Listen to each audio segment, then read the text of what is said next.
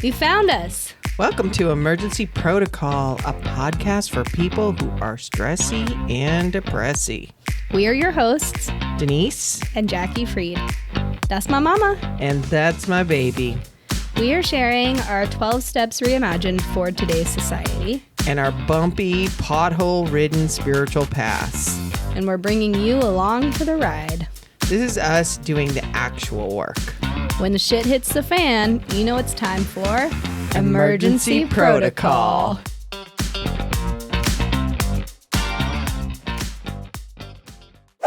Okay. Hi. Welcome back. Welcome back. Welcome back. We are back. We're back. We got some equipment upgrades. Hopefully you can tell. Yes. We can tell because there's a big thing that looks like a sun in our space. Yeah.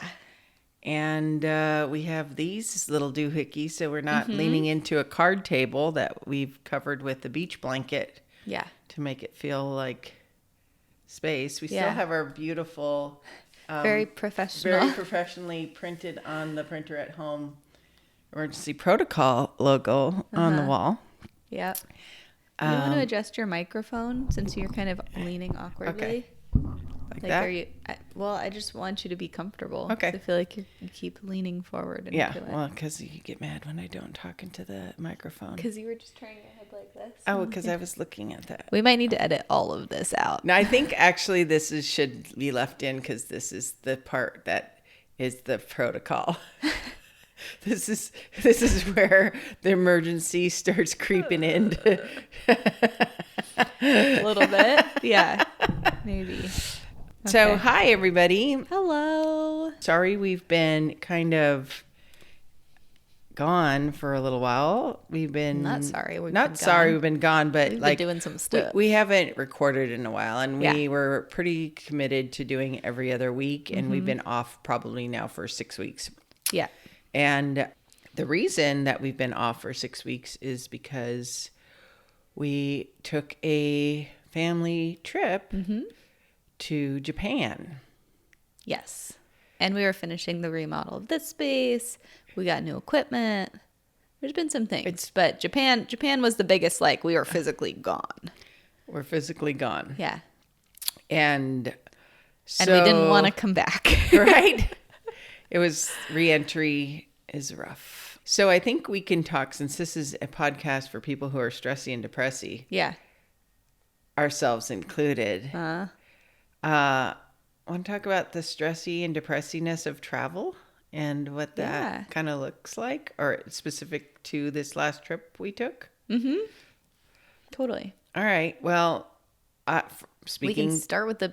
Oh, go ahead. Totally. We can start with the what? No, you No. go where you I want to hear. Go. I want to hear where you. I was just gonna say we could start at the very beginning when we got to the airport, but I want you to start with what you were gonna say first. Oh, I'm going to start before we get to the airport. Okay. Because my stress starts as soon as I've made a decision to go somewhere. Before you even book the flight. Before I booked the flight, my stress... Okay, so my stress started when we couldn't get a committed date from your sister. Uh-huh. And then when we did get a committed date and I booked these tickets, she called back and said, can I change it? Because work asked if she could leave a week later. And I was like, no, we cannot. And so that already was like, it was really hard. And because we waited so long, tickets went up. And, it was just one of those things where it was like, I just want to get this book. And we couldn't. We had 3 people's calendars to kind of manage. But we ended up... It's not as simple as when we were kids and we had like roughly the same school schedule, time off. And the last 3 trips that I've taken, which I'm so grateful and fortunate to be able to do these trips. So I just want to express that off the bat. Like I feel very privileged to be able to go on these kind of trips. And the last 3 trips that I went on that were bigger trips, they were with a tour company. And so basically I didn't have to think about it. Where we were going, where we were eating, how we were getting there. Yeah. Trains, planes, and automobiles, none of that. But this trip was not that. And it was to a whole new place. We'd never been to anywhere in Asia. Well, you have, but I haven't, and your sister hadn't. And so to me, that was a little bit of, it was a lot of anxiety provoking because I don't do well with unknowns. I usually have our trips planned to the hour-ish, not to the hour, but like this day we're doing this and we're eating at this place. And then the next day we're doing that. And then we're going to eat at that place. And at least we have our food booked if I'm booking our own trip. And the days are kind of open to, like, we have a vague idea of what we want to see. We just have to figure out which day we want to go. So we kind of leave that open, which is good because of weather and things like that. Yeah. So then I'll go to the day before, 2 days before the trip. I get an email from the airline saying that I've been changed. My flight has changed. I'm now on a new airline at a different time on the same day, a couple hours earlier than my original flight. Originally, you and I were booked to fly out from Los Angeles to Hawaii, grab your sister, go from Hawaii to Tokyo. So I make arrangements and figure out that's what it's going to be. And then I get an email the night before our departure from Los Angeles saying, I'm confirmed on the original flight that leaves at 10:30 in the morning. So you and I go to the airport the next day, assuming we're on the same flight. We go to check in and they tell me, sorry, you were supposed to be on that 8:30 flight. And I was like, but what about this email you sent me in the middle of the night? So they proceed to find me another flight.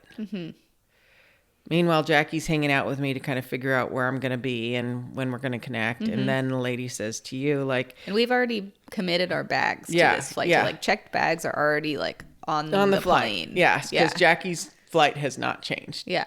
The reason that we're on different...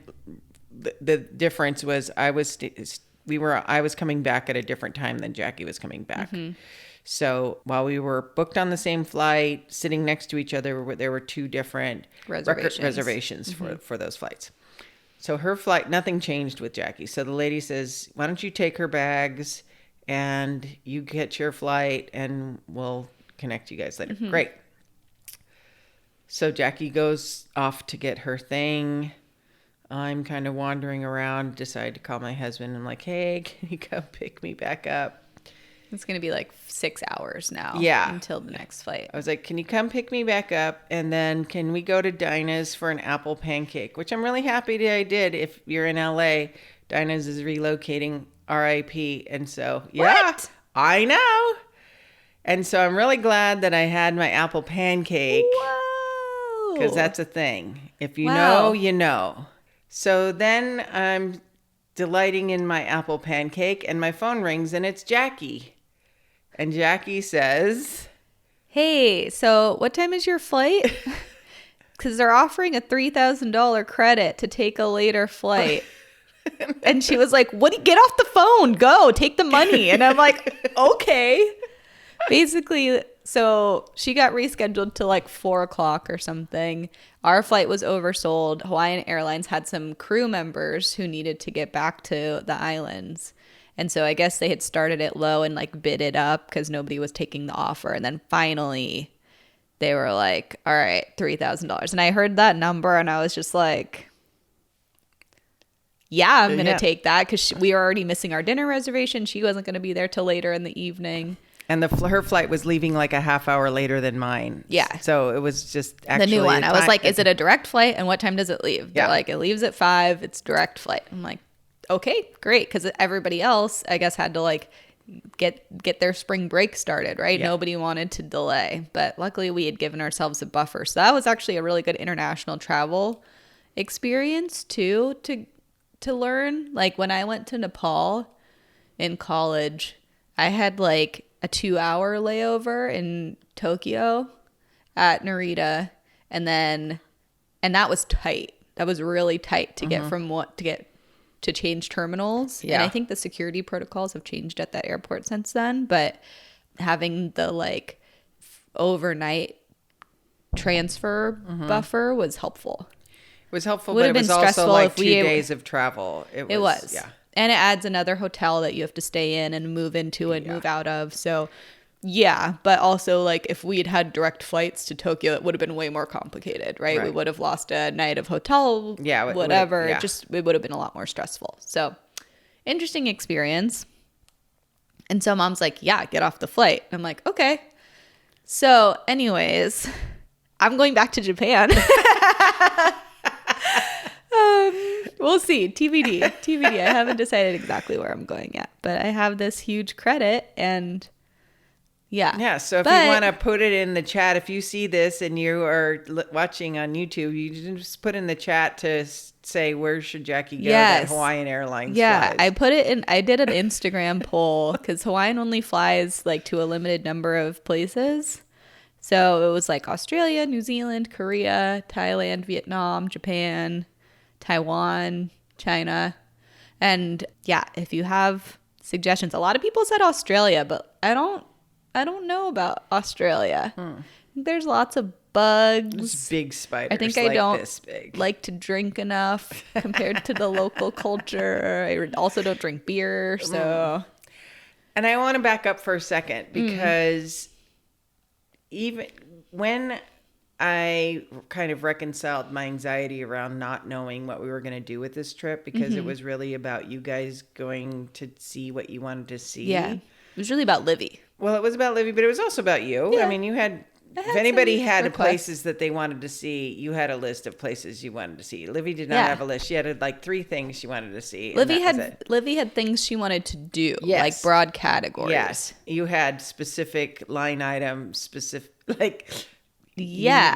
Exactly. So this is yes. But I did not have any of that. And so because I let the time frame go and I also decided that I was just going to experience this kind of trip with a state of kind of wonder and acceptance of what just unveiled. When we got to the airport and my flight was not on time or whatever, that whole thing, that didn't cause me to have a whole like cortisol, right? It just was like, oh, okay. So this is what kind of trip it's going to be. It's like, okay, we might miss the train. We might miss the dinner. We might miss a whatever. Right. And we're just going to roll with as much grace as possible through this and not be mean to the person at the desk. Right. Not be, like just. Yeah. And because of that, I think it was, for me, just a lot less stressful. The whole trip itself was a lot less stressful. Yeah. I was about to say, like, to your credit, that didn't ruffle your feathers really when that happened in a way that, like, it could have, right? Well, because I had already let go of all timelines. Like, I, the one thing where they were like, well, we can just put you on a plane this afternoon to Narita. I was like, no. I want to fly with my daughters to Japan. Yeah. So, and that was fine. They figured it out. But yeah, so that was an interesting moment where it was like, okay, the first test of how much have you actually let go of this or haven't you, right? Like, 'cause it's one thing to say, I'm going to just go with it. And it's another thing to just go with it. Yeah. When things appear to not be going your way. Yeah. Which totally worked out because I was like, we're starting this trip $3,500 up. Not only was it not $3,000. It ended up being $3,500. Well, don't rob me of my Hawaiian Airlines credit, people. Because it was a crew member that needed to get to Hawaii. So they paid extra. So I was just like, the whole thing was like, oh, we're starting this trip $3,500 up. Yeah. When? Yeah. So then we get to Honolulu, we get to Japan. I also decided at the last minute as I was looking through and kind of researching how you get the trains or buses or whatever, there's not a lot of space for luggage in Japan. And I knew that we were going to travel on trains and we had kind of figured it out once we got there. But when we landed, the idea of trying to figure out the train system with our luggage and all of the going from the airport language to the barriers first hotel and all of the stuff, uh-huh. I just decided to book a car. And for me, it was money well spent for my own sanity. So there's certain things that was a luxury that I don't normally do. But for the beginning of a trip for me, like I would have no problem taking the train back, right? But I think it was just easier to just not have to stress right off the plane. And so again, knowing how we are, and then the other lesson that I learned about why I do make dinner reservations was after Disneyland, we went to Disney Sea on day 2. So we still don't quite know what's what. Like by the time we got there, the first day was like 6:00. We found a curry place to eat in a food court. It was delicious, but it was like just trying to figure out what the deal is. No sense of geography, no sense of where things are still. So day 2, we get done with Disney, which was pouring rain all day. It was cold. It was still fun, but it was an experience. And we walked a lot, as one does when you're at Disney. And we get back to the hotel and we're like cold, tired, hungry.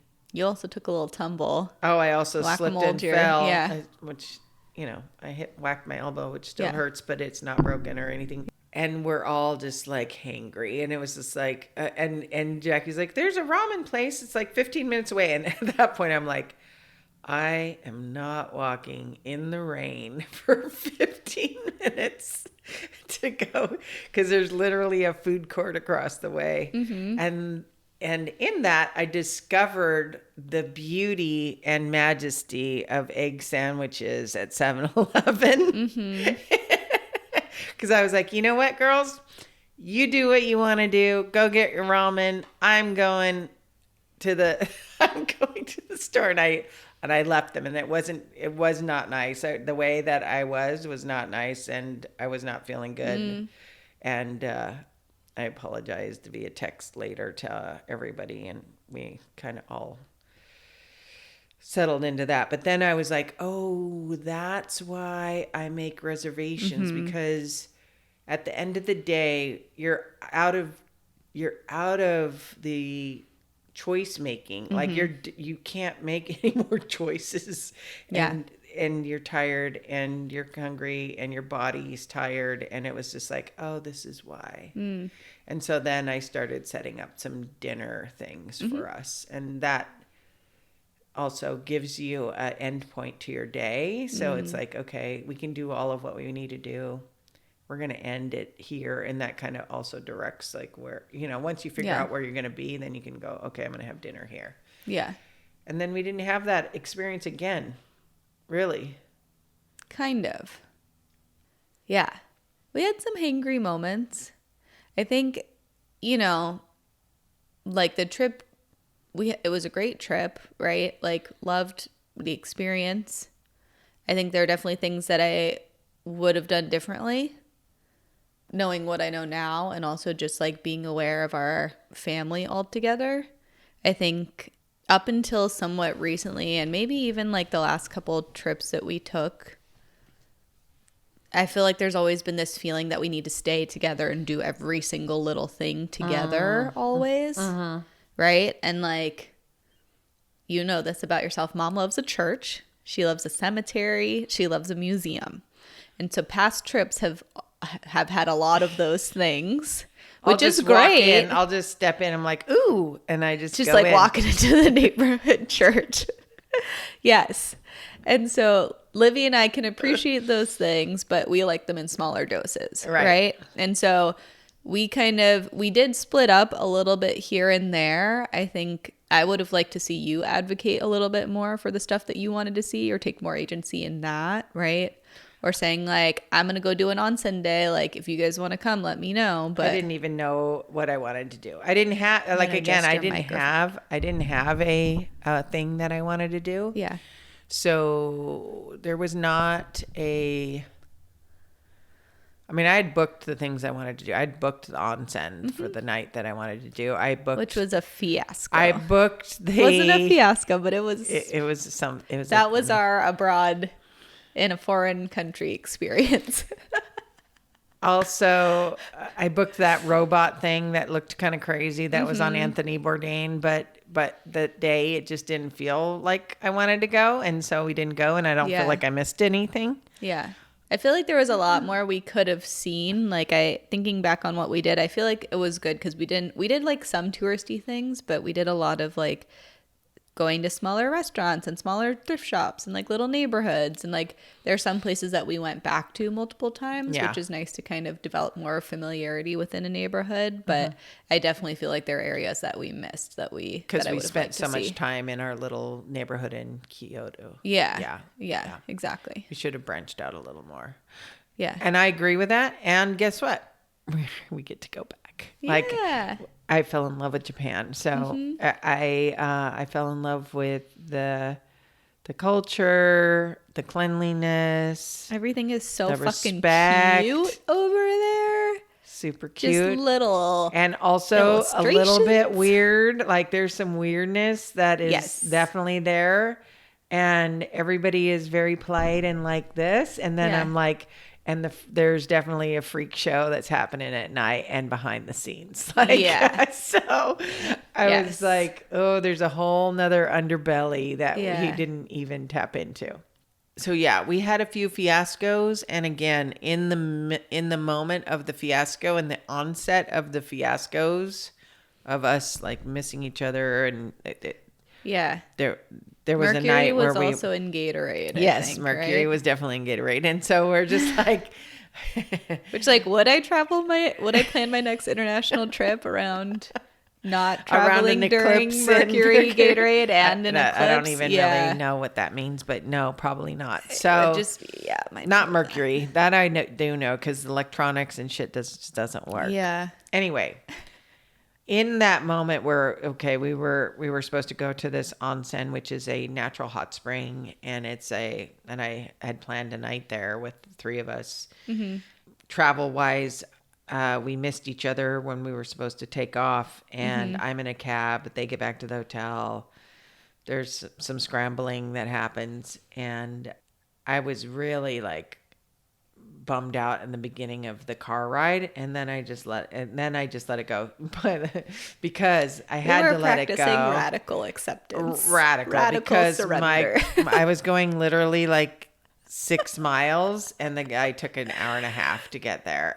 So you're on a train. So I'm on the train, just like twiddling my thumbs, like, okay, like I hope I get there in time because mom spent this money to do all this stuff, right? Like, she booked us a private onsen and like a dinner. So there's like time. Like, this is also, I think, where things have gotten squinchy in the past for us as a family while we're traveling, is like having a reservation that you actually have to be at, that you like put down money for and want to be at, but then like figuring out how to execute that, right? So this was one of those times, right? And I'm going to tell the onsen. We're just going to keep this train rolling. Okay. All right. Because I think it's hilarious. So I'm sitting there on the train. The train also, like, the train station is a good, like, 15-minute walk from the spa, too, like, from the onsen. So I get off, and I'm just, like, booking it through this neighborhood, power walking. Like, okay, I hope I get there in time. I get there, and I check in, and I'm like, hi, I'm meeting my mom. And they're like... They have no clue what I'm talking about. Like, this is a local spot, right? And I'm on Google Translate trying to figure out. Finally, I communicate, like, Denise. They're like, okay, Denise. I'm like, yes, but there's only me here. And they're like 3 people. And I'm like, no, there's only 1, maybe 2. And I'm texting mom, and I'm like, hey, like, what's going on? And I'm in the meantime, my phone says, I'll be there in a half hour. And then she texts me again in, like, 20 minutes, and I said, my phone says I'm going to be there in a half hour. So, like, my guy was obviously taking me for a ride or just lost. I don't know which. Well, there was also an accident too on the freeway. Yeah, there was stuff. there's stuff. And so, and then mom's like, well, see at least if you can book massages for the three of us and whatever. Anyways. And mom had also booked us shabu dinner. So, okay, so I get there and I'm like, okay, onsen. I don't have anything with me too, right? Like I didn't go up to my room. I don't have like toiletries. I don't have any change of clothes. I don't have sandals. She's not really going to the spa. I'm not going to the spa. I just showed up. From thrifting. And credit to Japan, in the lobby there is a vending machine where you could get your little spa baggie of clothes and you could get a spa baggie of towels. You can rent it. Yeah. Yes, which I knew but didn't convey to everybody because I assumed we were going to all show up together. So there's missing pieces of information that wasn't shared, which happens often in my world. And it was a private onsen. So I'm like, okay, like I guess... And like, I don't know what I don't know. And the people at the onsen don't know what I don't know, right? Because it's such like, it's one of those things that's inherited cultural knowledge, right? Like if you grew up going to the onsen, you know how it functions. You know what to do. We don't know what to do. Right. And so I go and change in the public changing room. And I'm like, everybody, I think you shower before you go into the onsen. So I went and did my shower, but I forgot to bring the towel. So I'm dripping water through the non-water portion of the changing room, looking like a classic, like stupid American. And then I'm like, okay, how do I find the private onsen that we booked? And I don't see any signs anywhere. So finally I go back to the front desk and I'm like, hey, we booked a private onsen. They're like, oh, sorry, like your reservation ends in 15 minutes. And we have to unlock this door and like escort you to the private area. And I was like, okay, well, I'll just enjoy what I can. So they walk me, they get the keys, they unlock the thing, they walk me. You have to take your shoes off and put on the outdoor slippers and walk outside with the outdoor slippers. And I get there, and it turns out there's a private bathing area for you to privately bathe before you go into your private onsen. So I mortified myself for no reason. And then I got in public bathing is a thing in Japan. Public bathing is a thing in Japan. Yeah. It's like the whole family was in the it was like all ages, all sizes, all shapes, like little kids to grandma. Yeah. On Friday night at the onsen. Yeah. It was actually really cute. Yeah. As like an experience. But yeah, so we learned about that. I get like 10 minutes in the actual tub thing itself. And then I like quickly shower off and I like change into my clothes and I'm hurrying up because they said I need to be out. Japan's very like strict on timing, right? Yes. It's not American times. Like your time is done at like when it's done. Yes. And we also have a dinner reservation right after that ends. And so I'm like, can I wear the clothes? Like the spa clothes into the dining area. And like I see one other white dude in there with his spa clothes. I'm like, if he did it, I can do it. No problem. Like I'm just going to send it. And mom shows up right on time for the dinner reservation. Barely, right? Like barely. I'm sitting in the lobby waiting. And I'm like, oh, thank God. So do you want to tell them about the dinner that you had booked for us? So then we have this dinner. Okay. So in my experience... My most recent shabu experience, which if you don't know what that is, it's basically you're cooking your own food in basically a hot pot. So it's like fondue, but it's like broth. I think it means like swish swish and or something, right? You're cooking like basically you get a little bit of meat and a big pile of veggies and you're putting it in this pot and letting it simmer and it's delicious and it soaks up the whatever of the flavor of that you've picked in the pot and it's yummy. So that's what I think I've booked. Now, mind you, when I booked it, the whole thing was translated because I had to translate the page. So the first course comes out and it's like 10 little plates of things, which are undecipherable. Minimally recognizable, but ultimately delicious. Like there's a little bowl and I looked at it and I was like, that looks like a mushroom and some other kind of meat. It's like chicken soup. It ended up being chicken soup. It was delicious. But when you're first looking at it in a little cup and you're just like, I don't know what that is. And then there's another thing, and it looks like maybe crab. I don't know. Yeah, it's a crab salad. Or there's these purple kind of pickled vegetables that also turned out. Yes, they're delicious. So that was our first like immersion into like, we're going to eat the unknown food that's not familiar to us. And also we had this lovely waiter who kept bringing us stuff, and he was so charming and so happy to bring us this food that we felt like you had to eat it. And we also still had all 3 portions, because we were like, I tried to communicate like there's only 2 of us, but we'll pay for all 3 because we booked all 3. But because we had paid for all 3, they felt obligated to serve us all 3 portions. And let me tell you, I felt like No Face from Spirited Away. I felt like Kirby. I was just like the amount, I had never seen that amount of food on one table. It was a lot of food. And also, we kept apologizing because her sister wasn't showing up because her phone was still coming. And so every course that they would bring out her portion as well. So her food is stacking up across the table, just like spreading across the table. Meanwhile, we know we have this massage at 8:00. It's 7 when we're eating dinner, and also, or 6:30 when we had reservation. But it was like 5 to 8 by the time we got done, because it turned out to be like a 10-course meal. And as they were coming, I'm like, okay, that's all right. And he's like, no. Tempura. Oh, okay, that's it. No, soba. And she gets up to go to the bathroom, and she comes back and she goes, there's like families out there just eating one little plate of soba noodles. Like, that's what you do here. You don't go for the full extravaganza. And I should have known when we got into the room, because the room was a table for like 12. That is obviously we were meant to be having like a formal Japanese business dinner. We were meant to be with like celebrating something. Or putting a deal together. Yeah. Thank God I'm not doing this in front of anybody. Right. Like, what a blessing that we were just embarrassing ourselves in private. And the 2 of us. Yeah. So that's what happened. That's what happened. The long story of our onsen night. But again, this is what happens in travel. Yeah. Like everybody comes back with a story of something that went awry. Yeah. That you can laugh at after, but in the moment of it is like anxiety provoking. Because I not only was like I feeling bad that we didn't have the 3rd person, but because he kept bringing out the food. Yeah. And how you feel about waste, and how I mean, we were both just like in Japan, and not eating the food, and oh my God, I just felt so horrible. But they took it in jest, and we survived the onsen. And anyway, Japan was amazing. I highly recommend 10 out of 10 places to go. Yeah.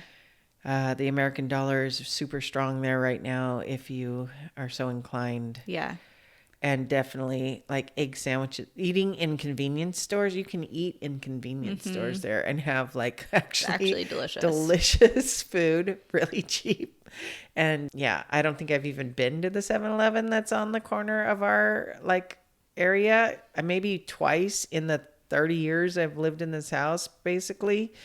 It's one of those situations where because it's Japan, it seems more exotic and unique and interesting. Like there's a lot of just like junk food and stuff, but there was also like rice balls and like these really good like fruit cream sandwiches. It was just like whipped cream with like whole fruits inside. Delicious.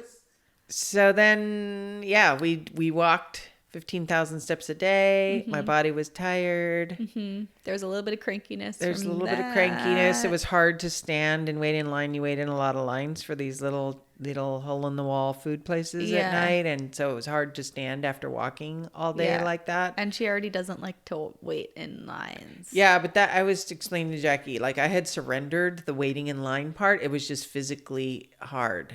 No, I did. I did surrender the waiting in line part. I was like, okay with that. I knew we were going to wait in line.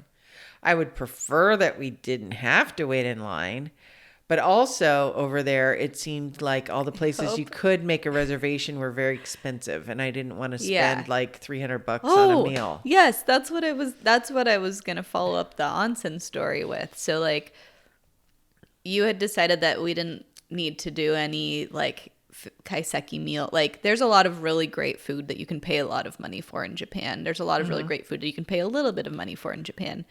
And one of Mom's kind of anxiety trigger things is feeling obligated to eat shit you don't want to eat or don't like. Yes. That was like very you were very concerned about that from the beginning. You were like, I'm not going to do any kaiseki. I don't want to do omakase. Yeah, because I would pay $300 for a meal I don't want to eat. Wiggling tentacles. No, I don't want my shrimp still doing this. So then we're sitting at the onsen and I'm watching her watch all this stuff come out, and we're just kind of looking at each other and just giggling nonstop. Because like, we know we got to choke it down. The tension, yeah. We did our best, but like, it was a lot of food. It was a lot of food. And I feel like but also didn't they say that it was only supposed to be like an hour? I don't know for the room or something. I don't know how one person could eat that much food in an hour. It was a lot. It was a lot. I'm still full even thinking about that. I was very proud of you for that, because you did give it the old college try. I ate that sushi thing that was not my flavor in any. There was one like disc of rice that came with 4 different sushi toppers on it. Oh. And each topper was not my flavor of fish. Like, I don't like fish with the skin still on it. It was like a little fish with skin on it, and I don't like salmon eggs, and I don't like some things, but I was just like, oh. Yeah. That was the only thing I really, really didn't like in that meal, but whew. Anyway, how this relates is like in stressy and depressy, coming back, there was a lot of stressful, anxiety provoking situations that we were in. And because we're kind of trying to utilize these tools to do what we need to do, we didn't have the same kind of reaction that we would have otherwise, which would have been like mad at everybody, fuck you, go do whatever you want to do, I'll see you in a couple days. Like, you know what I mean? Like, so there weren't any real blow-ups. No. And also there wasn't any and if there was, we were all pretty mindful about getting right with each other shortly afterwards. And that's just it. Like, we're not escaping the blow-up. Like, that's going to happen. Right. But we figure out how to move forward from it and not have it ruin the rest of our trip or even the next day, really. And that's part of this, like, for me, the 10th step, which is like, okay, what didn't I do good today? Where could I have done better?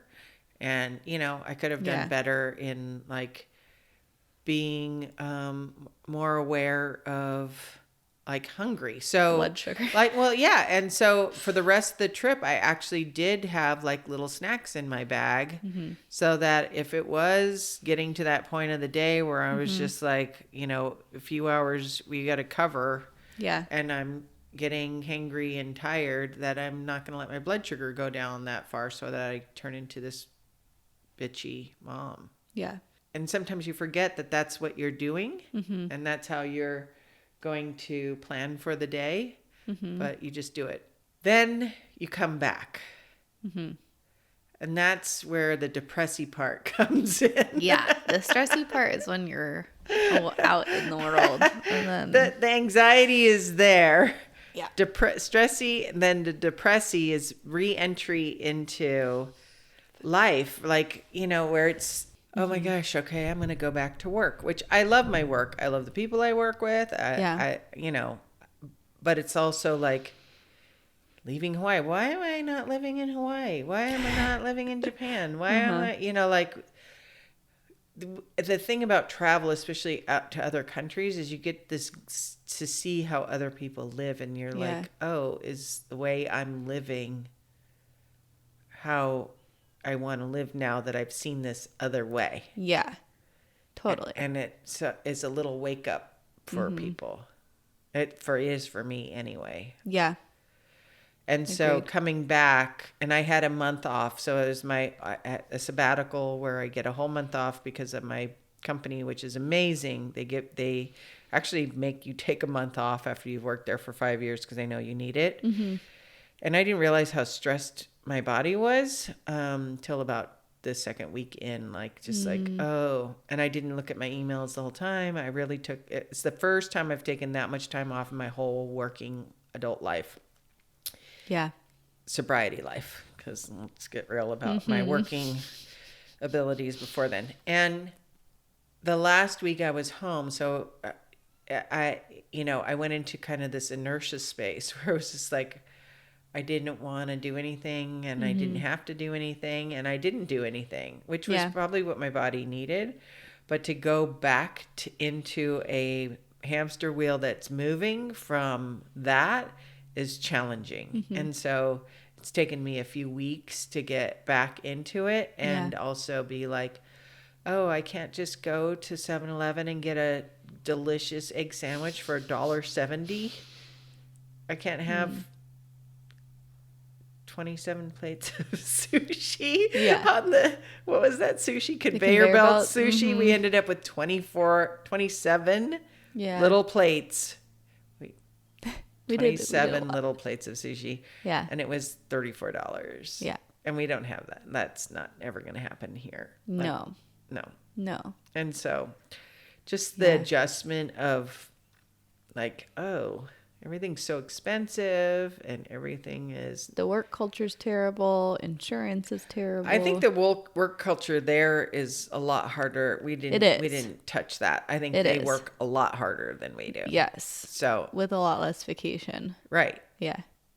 Yeah. And a lot of people have 2 jobs on top of working harder at their regular job. Yeah. Just to make ends meet because the yen is down, right? So, and also their population is declining. Right. I had that conversation with several people during your trip. So, how are you feeling about the depressy part of return? Like, I this has been a real adjustment for both of us coming back. Oh yeah, I mean, I came back and started looking up English teaching classes in Japan. I'm like, I could get my TEFL certificate and go teach for a year or 2. Okay, but to this point, I want you all to know when we went to San Juan Islands. When we went to San Juan Islands, Jackie wanted to move to San Juan Islands. When we went to Denmark and Sweden, she was going to move to Denmark. So this is not a isolated incident. This is not. It's a pattern, a unique situation. Yeah. Part of that is the age that I'm at, right? All of that, it's part of the, what's it called? Saturn return or whatever that happens in your 30s, around this time where your quarter life crisis, basically, or 1/3 life crisis. Yeah. It's the Saturn return of the 30s. The 30s, right? And just feeling adrift because I don't have a lot of the traditional anchors that people have that I know of, right? I am unmarried. Not only am I unmarried, I'm single. And I have a house that I own, but I don't have kids. I have a dog. And I have a career that I have conflicting feelings about, right? With real estate. And I have this other job and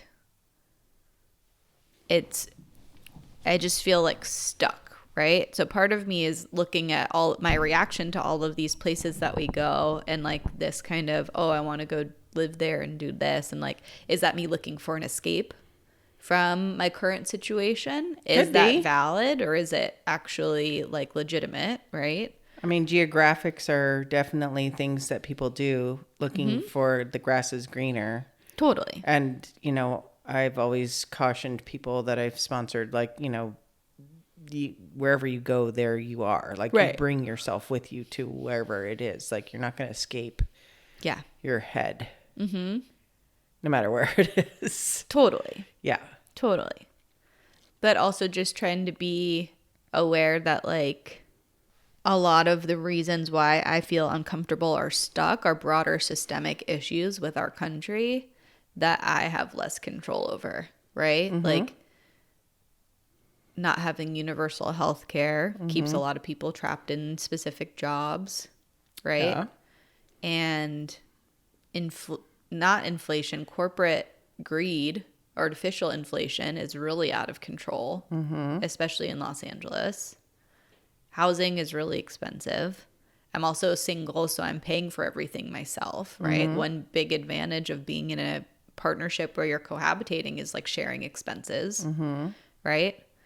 And what I studied in school, I was a psych major, we were talking about this yesterday. I have a lot of soft skills and I feel really confident in myself as a kind, caring, intelligent person. Like that part is fine. Where I get tripped up is like I don't necessarily have the hard skills that I think I need to make the kind of money I want to live the kind of life I want to live right now. Right? And so then it's like, do I go back to school? Do I get additional certificates or trainings? Do I like completely change careers and pivot? Do I move somewhere with a lower cost of living and like cash in on like renting my house out? Like what are the options that I do have and what are the pros and cons, right? One thing that I talk in therapy about is like weighing the different discomforts, right? So I'm really trying to look at like, am I more uncomfortable having this high cost of living in this high cost of living area, but I have the benefit of having my family nearby. Right. And part of what's interesting about this kind of depressive episode that I'm in right now is that the first time I had a depressive episode in my adulthood when I was living alone I had a roommate, but I was living by myself in an apartment, not at home, was like, I hid out, right? Like I wasn't answering phone. I wasn't like reaching out for help. Isolated. I had a therapist. I had medication, but I like I self-isolated. And this time around, I'm like, no, like my parents have an empty room because my sister's still in Hawaii. So I can go spend the night once or twice a week and not be totally alone. And like, I'm not moving back in because that's its own whole other set of stressors I don't expect you to. that I cannot handle. But it is nice to have the option, and I'm really grateful and appreciative that we have such a good enough relationship that I want to be here and that you want me to be here and have like welcomed me back whenever I want to be here. Yeah. Right? Because I don't think we're meant to be alone, especially in these moments where you are feeling alone. Right? Like, I don't think isolation when you're depressed, I don't think we're in our own best company often. Like, I'm not, for sure. Yeah. Which is why I think it's important to go to meetings and important to, like, do the things that we do. And also, I brought you to a meeting with me, like, just because there are no meetings that we've created yet, but it's nice that there's a place where you could go and just hear a speaker and it's generally in the realm of what we're talking about with the different kind of dogma attached to it, the AA.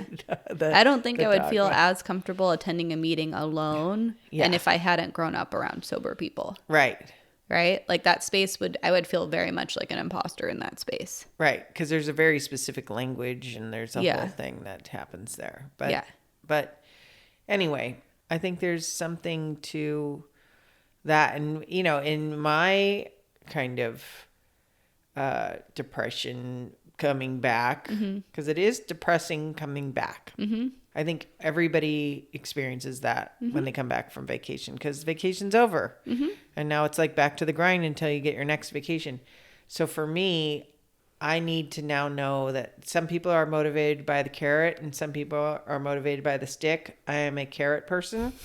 And so I need to know like there's another vacation in my future. And so I will feel better when I know what my next get is. Right. And then it's like, oh, I can do this until then. And then I get a little break and then I do it again. And like, I can do anything for, this is also something that I learned about myself, and not everybody is the same way, but I am a sprinter and not a marathoner. So I can do very like long periods of hard concentrated work, like a lot of hours for shorter bursts of time than doing like medium hours for a long time. So like I'm better having like a project and then shooting for the project, getting the project done, resetting, and then starting fresh with, then I recover from that. It usually requires a recovery. Yeah. And then I start getting bored and then I make a new project for myself. And so like that's just my behavior. And so I've learned that about myself, but it's only through like being aware of myself that I know that about myself. And so now I'm like, okay, knowing that that's my behavior and how I comfort myself in some ways, what is my next exciting thing that I want to do? And then I can figure that out. And we were looking, your dad, my husband, and Jackie and I were looking through this catalog last night. And I was just like, oh, that trip is X amount of dollars. That trip is X amount of dollars. And I was like, whoa, times 4. And I was like, bye. But times 1, it's totally doable. Times 4, it's like, Yeah. Yes. Yeah. You feel like we've talked about our trip enough? Is there anything left that you feel like you learned from that experience? Yes. I think we covered a lot of our trip that felt relevant. And also like, the whole time I was like, oh, Universal Mother's taking care of me. Right? Like with that travel credit. And then with the onsen, I was like, really? Out of all 3 of us, I'm the one that got to like dip in the tub for 15 minutes? Like, what are the chances? Right. Right? So, yeah. And also I had Mommy Warbucks paying for a trip for Japan. Like Universal Mother's taking care of me. Yeah. It was really nice. It was a really nice thing. It was a really nice trip. It was a really nice trip. And I feel very grateful that I got to do it. And I feel especially grateful that I got to go back with my dad. One of the things that my dad lived in Kyoto when he was 7 because my grandfather was a lieutenant colonel in the Army and was stationed in Japan after the war, which, as you can imagine, was not probably an easy thing to be an American. Well, he was, my dad's half Filipino and half Mexican. So half Filipino, half Mexican, American in Japan right after the war. Could not have been an easy thing for a 7-year-old, because Japan as a country, from what I could see, is very homogenous. Like it's very all Japanese, right? Like there's not a lot of diverse, not like California. It's not like California, right? And so it was actually really nice to walk around and have him talk about his memories as a child living there and what he experienced and the good, the bad, and the ugly. And, but even when he came back, he's like, why aren't we living in Japan? And I was like, I know. Right. Yeah. And so it really did leave a mark on all of us in a really beautiful way. And I'm so grateful to the people of Japan that they're such like gracious hosts. And it was really good. So would go back tomorrow if I had more time off. Yeah. And unlimited spending budget. Yeah. Yeah. Yeah. So, there you go. One thing we didn't do enough of, I did not drink enough water. So, drink water. We are all miracles. I need to drink water. I need to drink some water. So, yeah. Cheers. Cheers. Welcome back. All right.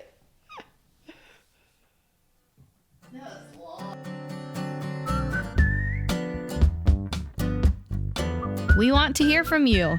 Find us on Instagram and TikTok at 12 Steps for Everyone. That's at the number 12 Steps for Everyone. Please like and follow us. You can also send us topics you want us to dig into or follow-up questions from each episode. And if you know someone who would enjoy or benefit from our conversations, please feel free to share this with them. All are welcome here.